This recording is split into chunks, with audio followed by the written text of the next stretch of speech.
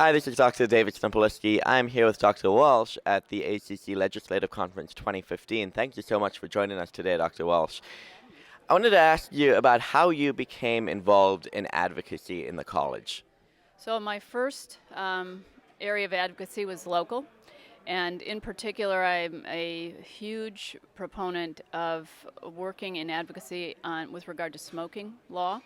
And so we've made some progress locally. For example, a few years ago in Indiana, with the addition of a $1 tax per package of cigarette, it was estimated 37,000 Hoosiers quit smoking. So that's been an area of local advocacy for me, and our chapter has been very prominent in that. We've also joined with the local affiliate of the American Heart Association to do that. So the beginning really was on very much a local level, but then early on in my career, as we are today, I came to the Ledge Conference.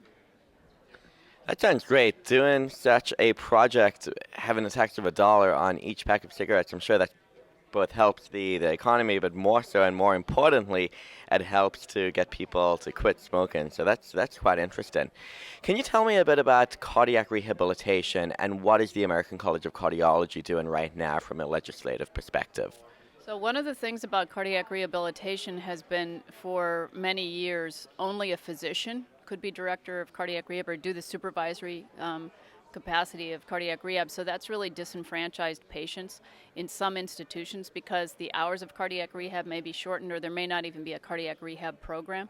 So the bill that's been introduced into Congress by Congresswoman Debbie Dingell and is looking for, as I understand, support as well in the Senate, is a bill that would allow non-physician professionals such as nurse practitioners, PAs, and clinical nurse specialists to supervise cardiac rehab. And this would be important in a lot of ways.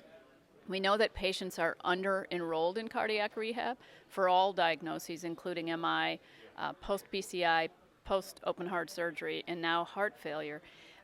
And more importantly than that, there's under-referral of both women and African American patients. So with the broadening of the numbers of clinicians who could supervise, we would hope to see more patients served.